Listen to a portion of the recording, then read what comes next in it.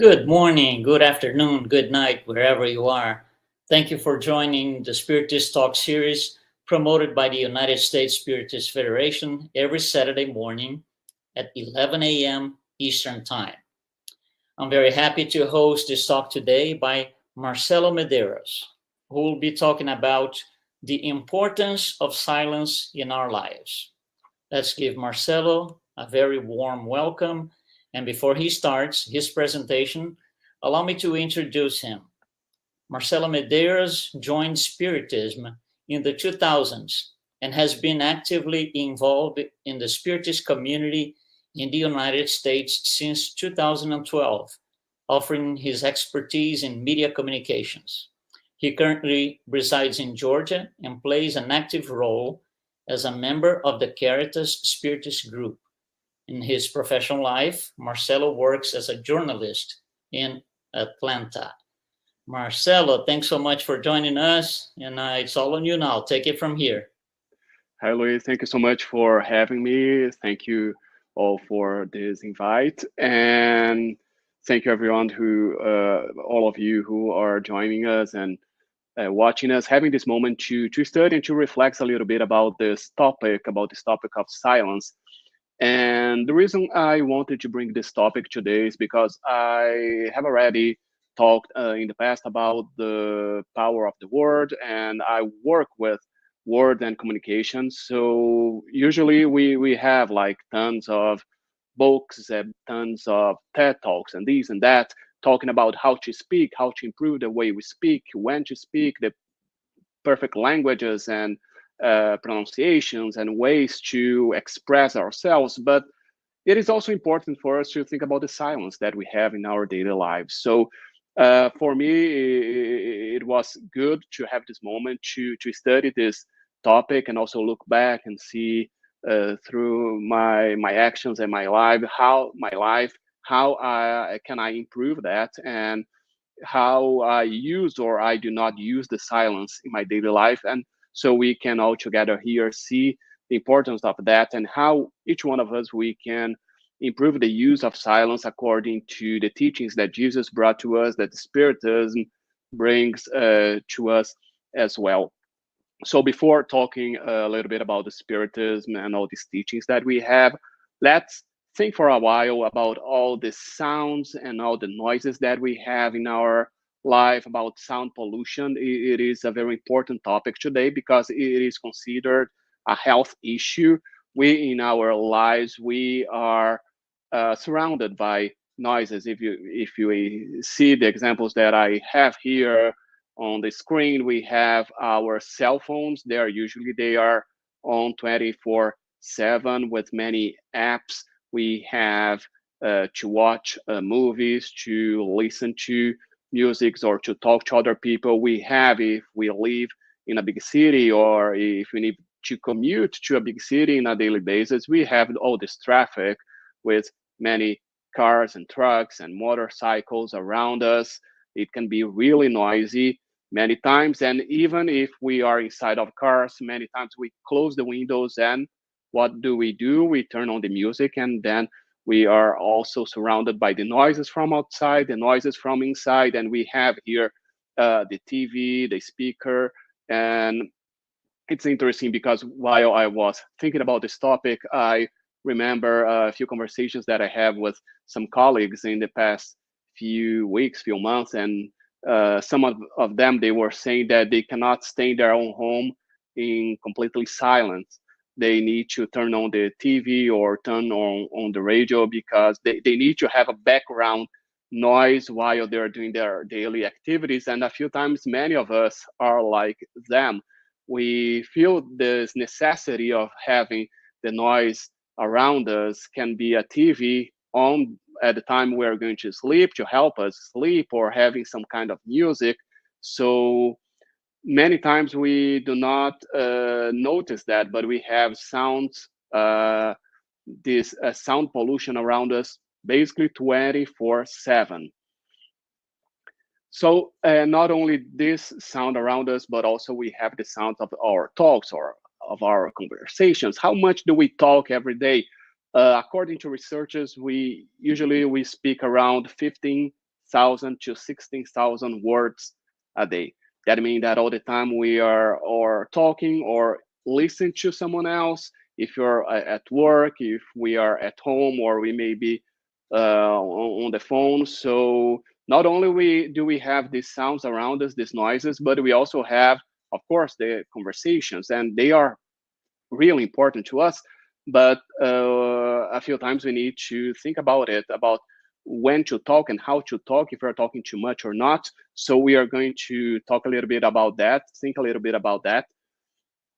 So before going to the teachings from Spiritism, I wanted to bring one definition that we have about dialogue, because as we see talks, and many times, as I said in the beginning, we have many workshops, many books, many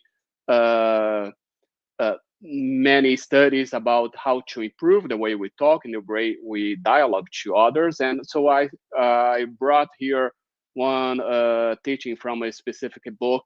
It is The Reach of Dialogue, Confirmation, Voice, and Community. And it is one of the communication theory. And when they talk about dialogue, they explain this. The dialogue is a dimension of communication quality that keeps communicator more focused on mutuality and relationship than on self-interest, more concerned with discovering than with disclosing, more interested in access than in domination. So I wanted to bring this so we can start to think about how important it is when we are in a dialogue, when we have a dialogue. It's not only important what we say, but also what we listen to. So it is, as they say here, it is a relationship of mutuality. We are not interested in disclosing what we have, but also in discovering what other people have, what they have to say. And for us to do that, we need to have this moment of silence. At least we need to silence ourselves in order to be able to listen to the others, to give others the opportunity to talk. So it's important for us, when we think about it, when we see the importance of the word, the importance of how we talk in our daily lives, how important it is to have these moments of silence, beginning understanding that it is when we are silent that we can allow others to speak. We can allow others to say what they have to say.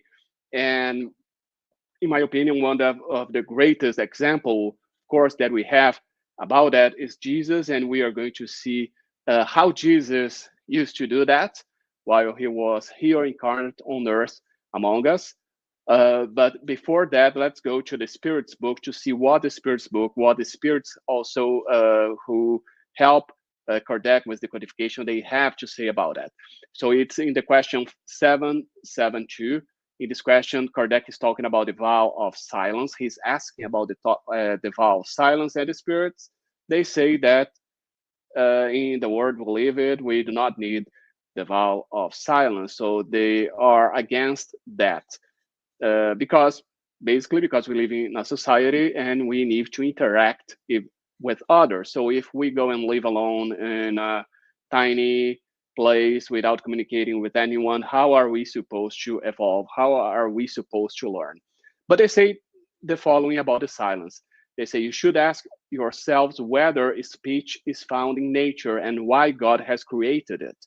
God condemns the abuse, but not the use of the faculties that have been given to humankind.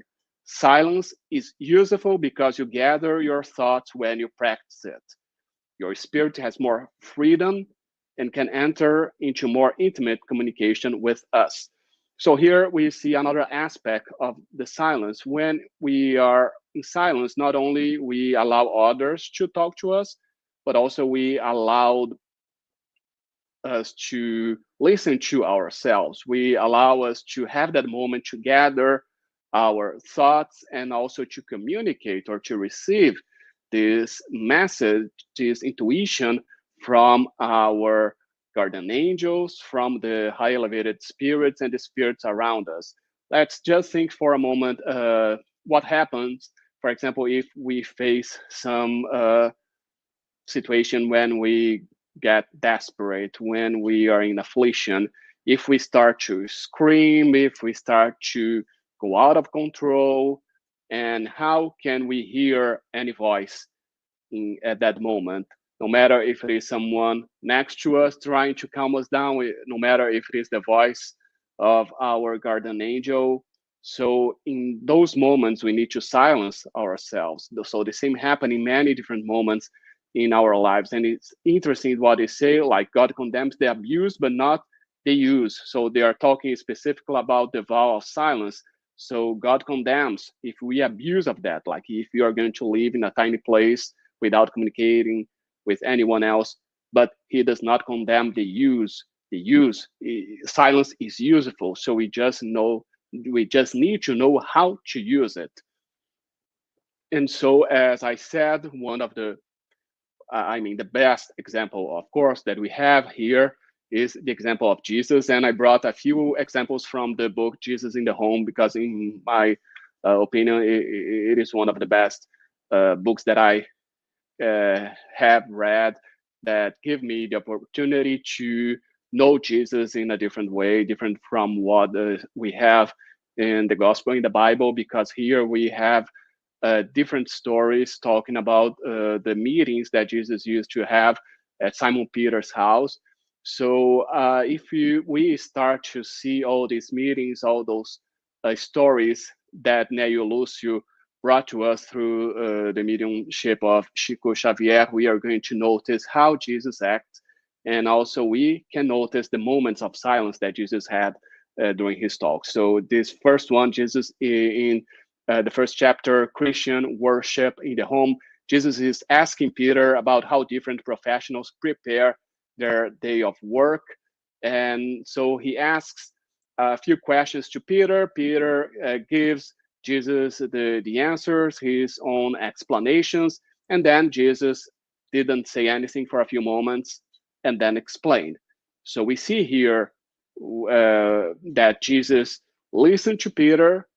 He stays silent for a moment, just gathering his thoughts, seeing what, observing the situation, and then he gives his explanation. Then he gives the lesson. If we go to the third chapter, explanations by the master, this chapter, Sarah, the wife of Benjamin, she was explaining how difficult it was for her to forgive offenses. Peter also gave his own opinion, and then what Jesus did. Everyone present had a look of longing expectation, wondering what the Lord would have to say. After a long silence, he asked. So Jesus waited. He didn't, like, as soon after Peter spoke, he gave the explanation. No, he waited a little bit, also giving others the chance to gather their thoughts. And then Jesus gave the explanation. If you see this other lesson, number 6, the tools of perfection, in this one, Peter was talking about how sad he was feeling about some relatives, the way the relatives were treating him. So here, Neo Lúcio says that he described the conflict with his skin while Jesus listened in silence. Again, we see Jesus listening in silence. Jesus didn't interrupt Peter. Jesus didn't ask Peter to stop or gave some advices. No, he was listening that in silence. And if we do not help the needy person who is right there beside us, how can we help afflicted persons who are far away? So that's what Jesus says. If we do not love the brother or sisters who breathe the same air with us, how can we devote ourselves to the Father in heaven? So after Jesus gave that explanation, in light of these questions, no one dared break the expressive silence that hung in the air to that modest room in Capernaum. So we see that it's like a pattern that happened. Like Jesus would listen to them, moment of silence, Jesus would give the explanation he had to give, then another moment of silence for them to reflect about what Jesus just brought. And the same happens in many other chapters. So if we keep reading, we'll see like how the way that Neo Lúcio describes Jesus For example, I just brought a few ones for us to see here. For example, in the second one, a gentle silence hung over the simple room. After a few minutes, the master set his clear eyes on the small group and concluded. So all those lines are from the end of each chapter. So we see that Jesus listens to them, then he has this moment of silence, like in this one here. Jesus felt silence, thoughtful, and a prayer of love and understanding completed the lesson. Or the Lord remained silent for quite a while, but none of those present there make a comment. So we see that Jesus keeps silence because he wants others to speak. He wants others to gather their thoughts, to reflect about what he had just said. So we see how important it was, because many times we focus on the words that Jesus brought, like on the teachings that Jesus brought in by using his words. But it's important for us also to understand the teachings that Jesus brought to us by using his silence. And here, so I brought two examples from the gospel. So if we see Matthew 26:62, like the final moment of Jesus here incarnate on earth. So Matthew says that then the high priest stood up, it is Caiaphas, and said to Jesus, "Are you not going to answer? What is this testimony that these men are bringing against you?" But Jesus remained silent. So at that moment, Jesus was being accused, and the high priest was asking a few questions to him, but he remained silent. Why did he do that? Was it going to be worth if or helpful if Jesus tried to explain? Imagine Jesus trying to explain, "Hey, I'm the governor here of this world. I'm like a pure spirit. I came here to teach all of you. So that's why everything here is happening." Do you think that Caiaphas would have understood Jesus? Jesus knew that he wasn't ready to understand. Jesus knew what was happening at the time. It was happening because we here on earth at that moment, we weren't ready to understand all those teachings. Like that's why all of that happened. So it wasn't with a few words at that final moment that Jesus would change his destiny, or what he was going to face here in this physical world. And also we see in Matthew 27:12, Jesus before Pilate, when he was accused by the chief priests and the elders, he gave no answer. Then Pilate asked him, "Don't you hear the testimony they are bringing against you?" But Jesus made no reply, not even to a single charge, the great amazement of the governor. So here we see again that Jesus was being accused. They were asking Jesus to explain himself, but Jesus opted not to talk, to keep silence. And those are huge lessons for us, because we need to understand that depending on the moment that we are in our lives, depending on the situation, especially, the best thing that we can do is to keep silent. We cannot keep saying words. We cannot try to argue, because many times our arguments are not going to be worth at that moment. And by seeing that, and we see that Jesus' examples, by not only his words, but the way he act, how he act, those ways, those examples are valuable lessons to us. So many times, it is not in words that we're going to find the best example or the best way to show our opinions, or to show to others who we are and the way we act. And now I brought this teaching here from the Spirit's Review 1860. In this one, Kardec is talking about the material charity and moral charity. This is a message received by medium Mrs. DB. He didn't give us the last name of the medium. And this is what part of the message that says, "Moral charity consists of supporting one another.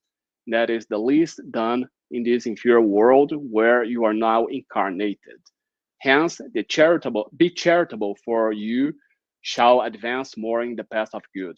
Be humane and bear one another. There is great merit in knowing when to be silent, so that the fool may speak, and this is a form of charity.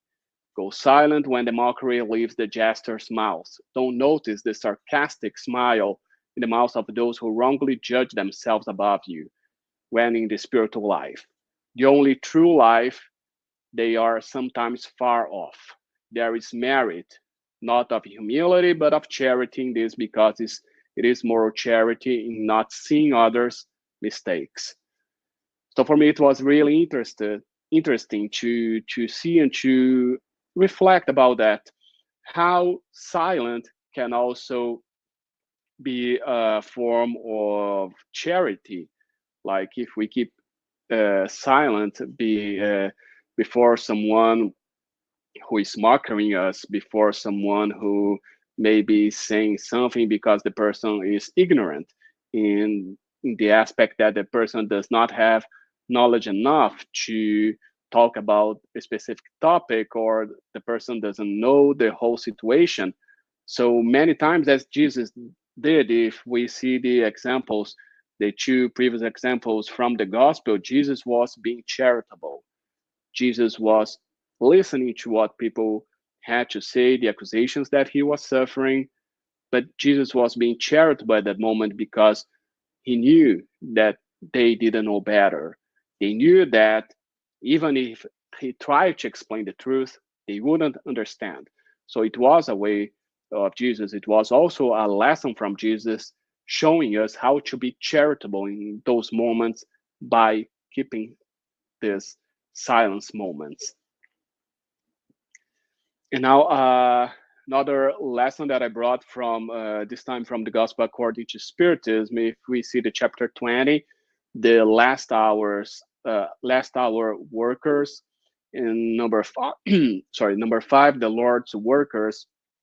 So they will say that happy will be those who will have said to their fellow beings, brothers and sisters, let us work together and let us unite our efforts so that the master will find the work finished on his arrival. Because the master will say to them, come to me, you who have been good servants. You have laid down your jealousies and disagreements so as not to leave the work unfinished. So I brought this because here in this English version, we have this, there was this word, you who have laid down, we have this verb lay down, but if you go to the French version, this, the original one, faire taire, can also be translated by silence. So I thought it's very interesting to see, because if you see the same sentence that we saw before, lay down, but if you read with the verb silence, it will be, come to me, you who have been good servants. You have silenced your jealousies and disagreements so as not to leave the work unfinished. So they also say the importance of silencing our jealousies, our disagreements. And this brings to me one example that I would like to bring now is, because today we use a lot of social media, so many times we are talking about the words, not spoken words, but written words, and we can also be silent in those situations. How many times don't we see those arguments, those disagreements happening online?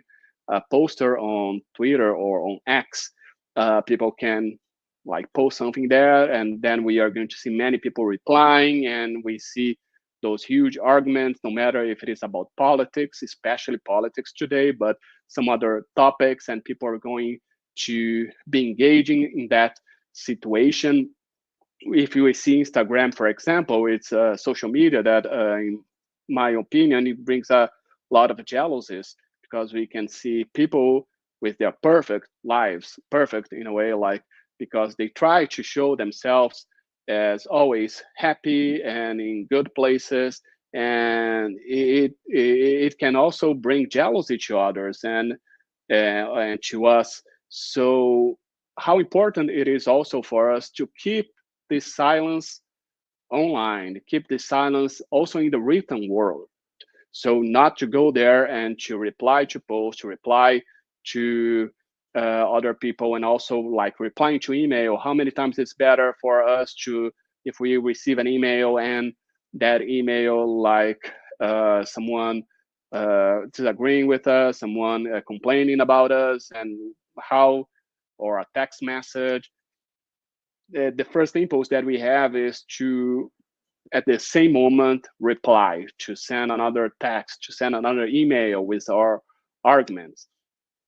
But how are we doing that at that moment? And if we can at least silence ourselves, our thoughts for a few minutes, maybe for an hour, maybe for a day, we wait 1-2 days to reply to that person. How useful is that? We will have the time to gather our thoughts. We will also give the time for the other person maybe to think about what they wrote, maybe to change their own opinion. So we can see these lessons that was brought here to us, how it can be used in our daily lives in many different situations that at the time of Kardec, they didn't need to face that, like the social media or these online situations that we have today, but how we can bring those teachings and apply those teachings in our daily lives with this new technology that we have.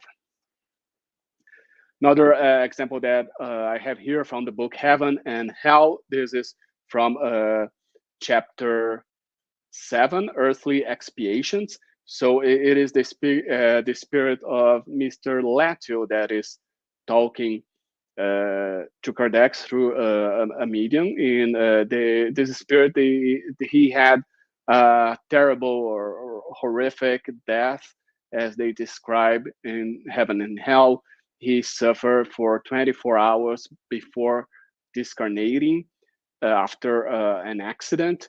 And so a few days after he discarnated, Kardec evoked the spirit to one of the meetings they had. And this is a little bit about what he said. I brought here one sentence because I think it's very interesting for us to think about it. He said, throughout the agony, no one heard him. And this is about, this is actually first the description about how Mr. Latio was behaving during this terrible accident that happened. They said, throughout the agony, no one heard him utter one single groan, one single murmur. He died praying to God.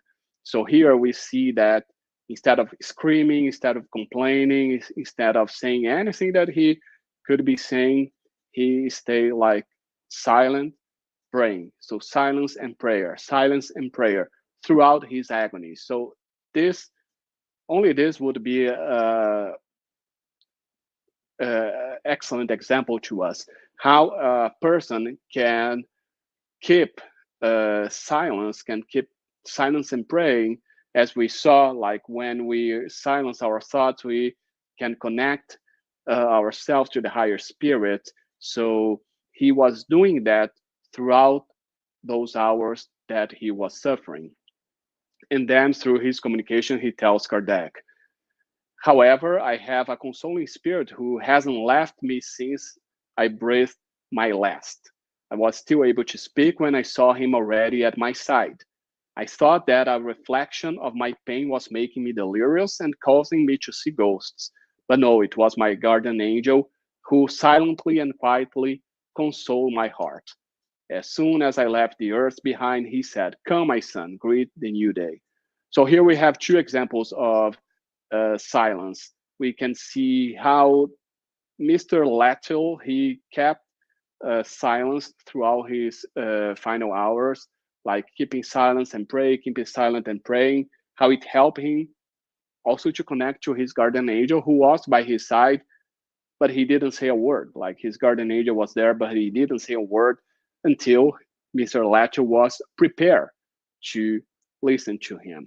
So he was just there by his side. Of course, we know that, like giving he all the healing that he needed at a time, helping to disconnect his spiritual body from the physical body. But he was there supporting him, showing that I'm here for you. And at the right moment, then he said, come, my son, greet the new day. So he was there just waiting for the right moment to say the right words. And here one more lesson that I brought here from the gospel, we have in Matthew 6, verse 6, then Jesus is saying, but when you pray, go into your room and shut the door and pray for your Father who is in secret. Your Father who sees in secret will reward you. So we can see that example. Like when Jesus is saying here, go to a room and shut the door, it's not saying for us to isolate ourselves, to go to a place where nobody's going to see us, nobody's going to listen to us. No, he's saying like go to our room and shut the door, like in our own mind. We can be in the middle of the traffic. That one of the first pictures that I brought here. We can be in the middle of the traffic, inside our cars or inside a public transportation with many people surrounding us. We can, even at that moment, we can go to our own room, like be quiet. We can shut the door, like shut the door to the outside noises that we have, to the outside thoughts that we have, and pray. And as we saw in the example of Mr. Lacho, he did that. He was in that moment of agony with his family around him, more people around him, but he was able to shut the door and to pray to God and to his guardian angel. And we saw how he was hurt because his guardian angel was right there by his side during the whole moment, listening to him and helping him. So this is a good way for us to see, again, one of Jesus' teachings and how it was put into practice in a real situation, and how we can bring that teachings to our own individual situations. Can be at work, like we are at work and suddenly we are like have a lot of workload, we are like under stress. Let's shut the door, let's take quiet for a moment, for 1 minute, 2 minutes, and pray and elevate our thoughts, or try to reconnect ourselves. How important it is. Like we're not talking here about like being about silence, that we need to stay 1 hour in silence throughout the day, that we need to go to a place and stay there for several minutes to be able to recharge ourselves. We can be in the middle of a noisy place. We can be in the middle of a activity that we have, and at a single moment we can do that. We can do this that Jesus says. We can shut the door, close the room, and keep praying and elevating our thoughts in silence. And here, just so for us to finish, I brought this from the book The Essential, or O Essencial in Portuguese, from Emmanuel. So it is a few verses that I thought was very interesting for us to finish here this talk and also to reflect about it. So Emmanuel says, the verb is worth more when you learn how to listen. Cultivate whatever you are, the strength of silence. Contemplate nature, serving without splurge. The sun shines without noise, the flower is born without noise. The sentence that builds will always be a blessing, but listen, the silence brings the voices of God. So I think it was a good way, it is a good way for us to summarize what we saw, the teachings that we saw, Jesus' teachings, and all that we saw since the beginning. So it's important for us to be silent, so we can learn how to listen. We can keep others the opportunity to listen. It's good for us to have the silence in our lives, so we can contemplate, like they say here, nature, contemplate God's creation around us. So it is also a way for us to connect to God. It is important for us to have this moment of silence, for us to elevate our thoughts, and for us to connect ourselves to the good spirits around us, to our guardian angel. And by doing that, we are connecting ourselves to God. So I hope that it was helpful to all of us. I know that I could, while I was studying, I could bring a few moments to think about my daily life and how I can improve my daily life by using this moments of silence myself, and I hope that we all can see all these teachings, all these lessons, and it can be helpful to all of us. Thank you. Thank you so much, Marcelo. Thank you for your reflections you provided. I just love, what you said. It's like, are you saying that to myself, to me? It was very, very good. Let me throw my 2 cents in here. It's a personal experience that I think it's worth mentioning here. Due to professional reasons, a long time ago, I had to step in or walk into an anechoic chamber, which is a soundproof, zero soundproof chamber used in sound research by several different companies. And the idea is to establish the sound of reference, 0 decibels, nothing. So before you walk in, it's such an experience, because we're, like you said in the beginning, we are so surrounded by all these sounds and noises and all. And before you walk in, you have an instructor telling you what to expect, because it's a shock. So, he briefed on the subject for like 10 minutes. It was a group of people, but you can only go, you have to go in alone. You go one person at a time. So, he talks about it, and I'm listening to that, and I said, it can't be that bad. And he said, you cannot take a watch with you inside, nothing. You're going in, and this is what you have to, it's going to test your patience first, because for the average person, in the first 6 minutes, you're going to be totally lost. And then you start to calm down, and we're going to let you inside for 12 minutes. So I walk in, and oh my God, it was so difficult. I was incredibly in such a discomfort, because it's everything different from what we know. I could hear the blood flowing. It's an incredible sensation. And I think that explains, it goes exactly what you said in the beginning. We are so used to all this noise, to all this interference, that it's hard to look inside. It's hard to, go deep into the soul. I don't know. I just thought it was great. Wow, that should be fantastic to hear the sounds that we have, like within us, the blood, the heartbeat, and all this, that usually we completely forget that we have those. Yeah. And it's that sound like liquid going through pipes, all that thing. It's incredible. It's unbelievable. And when you start talking in the beginning, I said, oh my God, that is exactly what it is. We don't stop and listen. Okay, Marcelo. So please stay with us for the Q&A session. We're going to start shortly after these announcements. First of all, the podcast series, series, Psychology and Spirituality. It's a bridge to a better life based on the works by Joanna de Angelis. It's a new episode every Friday at 6 p.m. Eastern Time. It's available on YouTube and Spotify. The Psychology and Spirituality weekly talks are based on the works by Joanna de Angelis, and will offer a safe space to confront, compare, correlate, and expand spirituality concepts from a psychological lens, bringing insights, actionable tips, and real-world advice to help us lead a better life. Also, the USSF, United States Spiritist Federation, has launched a new Spiritist app called Be My Hope, available for download either on the App Store or Google Play.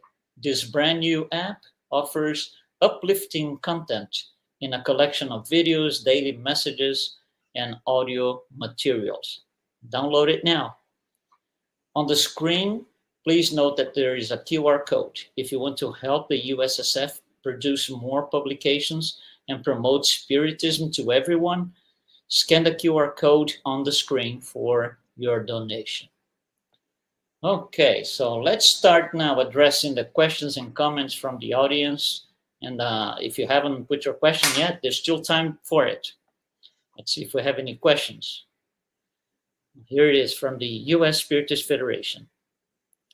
In works of fraternal assistance, to listen is more important than to talk.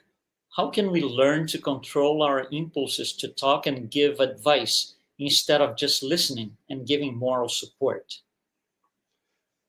Yeah, that's that's a good one. When I was in New York, I was a worker of Inner Enlightenment Spiritual Society, and I used to work in the fraternal assistance, and that was something that like they really reinforced that we are there to listen, we are there to not to give our own opinion, we are there not to give our personal advice, but we need to listen, and then we can show like teachings from spiritism and to guide that person. But it is difficult. It is difficult to control these impulses because, as I said, we learn since we are young that we need to like if someone talks about anything, we need to give our own opinion. We give to express what we have, express our thoughts.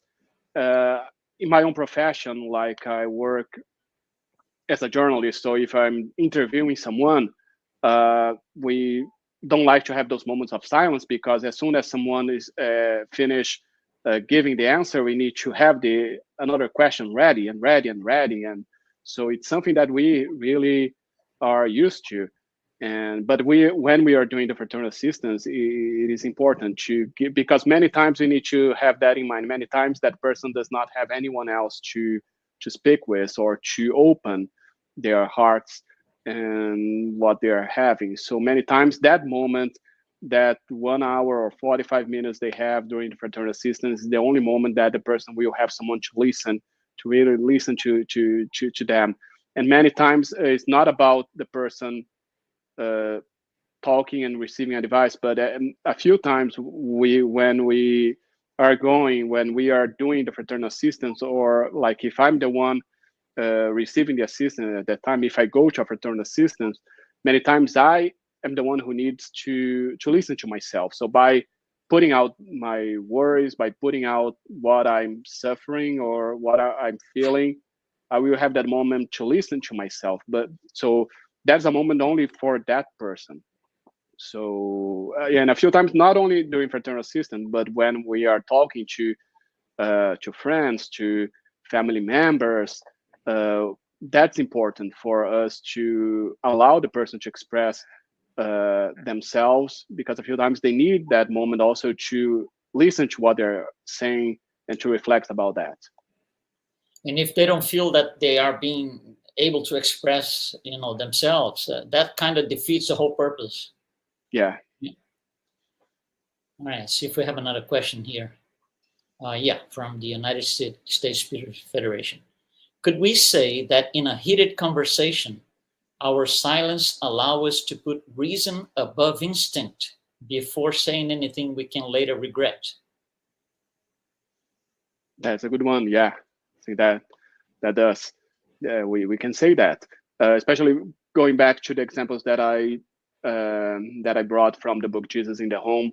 In that book, we can see really well Simon Peter's way of talking and of dealing with the situations, especially in those heated conversations. And we see in a few of those chapters how not only him, but all the disciples, they start the conversation they are having, they start to have some arguments among themselves.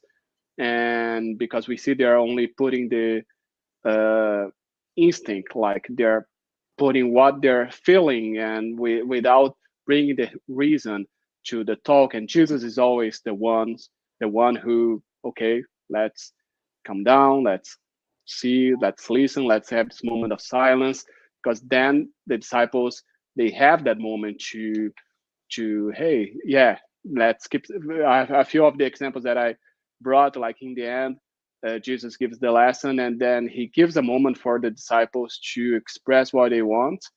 But as Neo Lucius says, but no one there to break that moment of silence, no one there to say a word.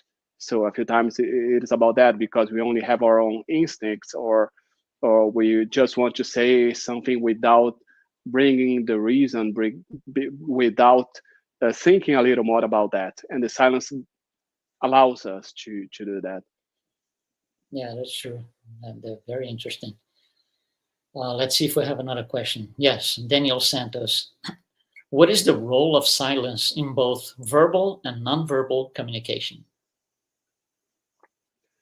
I think exactly what we said, to give this moment for us to first to allow others to express themselves, and also for us not to say things that we are going to regret later. And it's interesting that you brought the nonverbal communications there, because I talked about like when we talk, when we write, but a few times we express ourselves with the way we look, with the gestures that we have. Like I'm here, I use my hands a lot. So a few times just by the gestures that I do here, I am expressing myself, even if I don't say a word. And it's important, like the role of silence would be exactly that, for me not to react. Like I think react or reaction would be a good word for us to use. That the silence brings this opportunity for us not to react, but to have this moment to think before reacting or before expressing ourselves. But that's a great point, that it's not only verbal but non-verbal communications. We express ourselves that way too. It is a great point. Non-verbal communication. It reminds me of something. When Mother Teresa was here in the early 90s or so in the U.S., she had a group of journalists, and for an interview, and one of them said, you claim you pray all the time. So when you pray, what do you say to God? And she responded, nothing. And then the journalist said, and what God says to you? She said, nothing. So, it's the nonverbal, it's the and it's a comfortable silence. Prayer, ties into a comfortable silence. Yeah. All right, let's see if we have any other questions from the International Spiritist Council. How can we differentiate between those that want to disturb our peace, or we should stay silent, from those that want to have a serious discussion? Usually that's a tough one, but we can see like non-verbal communication comes to here to it helps us, because by seeing the expressions of the person, if we are talking like in person, we can see and we can try to read how the person is. But a few times we can see by the tone of the voice. For example, if we're speaking, by the tone of the voice, or if it is a text message. That's something that a few times we have issues today with the communication that we have online, like text messages, emails, or social media, because we do not hear the person saying that. So a few times the tone of the voice is very important. Depending on how I say a sentence, I can say the same sentence in a way that I'm trying to insult someone, or that I'm trying just to make a comment, or I'm being sarcastic, or I'm making a joke. So a few times that's an issue that we have today in our world, that when we receive text messages, we never know how the person is trying to express themselves. But because I think it's really important for us to be really able to differentiate in this time. It's not only about what the person says, but how the person says. So it's important for us to analyze and to try to figure out all that.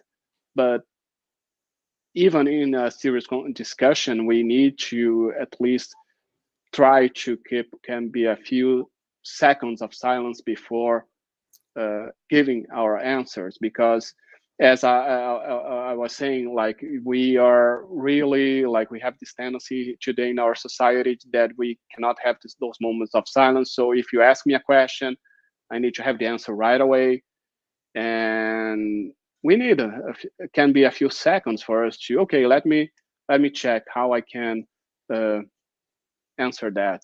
Let me check if I have the knowledge to answer that.